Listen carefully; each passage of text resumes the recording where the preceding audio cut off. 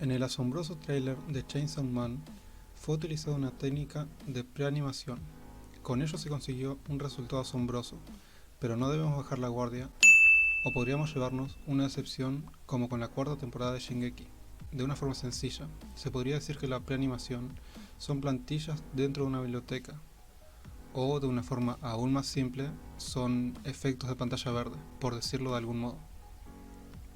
Estas plantillas preanimadas pueden tratarse de animaciones de cuerpos, efectos de iluminación, alguna tipografía de texto, con ejemplos más claros como lluvia, reflejos, sudor, sangre, fluidos en general. Estos efectos preanimados son sacados de esa biblioteca base y puestos sobre la animación para darle un efecto o un acabado como si hubiera tenido una inversión de tiempo mucho mayor. Luego de esta pequeña puesta en común sobre la preanimación, deberíamos comentar por qué esto debería ser un tema de cuidado en la adaptación de este manga. Como dije anteriormente, estos preanimados aparentan que el tráiler tuvo más tiempo invertido en él, por lo cual esto no refleja el verdadero esfuerzo que tuvo o tendrá la animación del mismo. El último caso de preanimación que utilizó MAPPA fue en la esperada temporada final de Shingeki, en la cual los fans salieron muy decepcionados y con razón. Pero ¿por qué deberíamos afirmar que el tráiler fue preanimado? Entre otras cosas, está la escena de la mesa donde Aki, Denji y Power están comiendo la misma.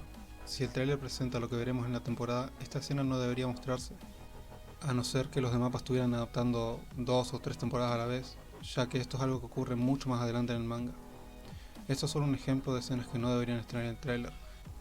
Pero volviendo al tráiler de Shingeki, esto es algo que MAPPA ya ha hecho. En ese ejemplo tenemos el tráiler de Shingeki.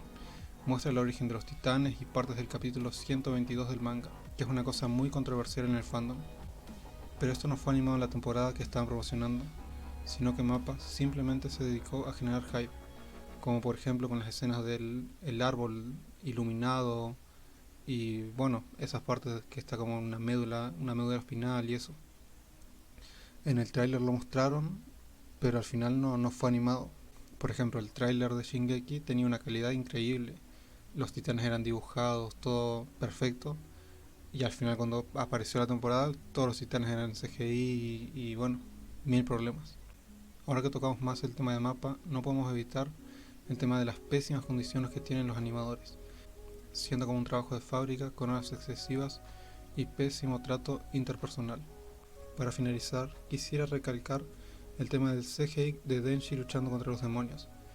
No digo que justamente este CGI del tráiler sea malo, todo lo contrario, tiene que ser bueno.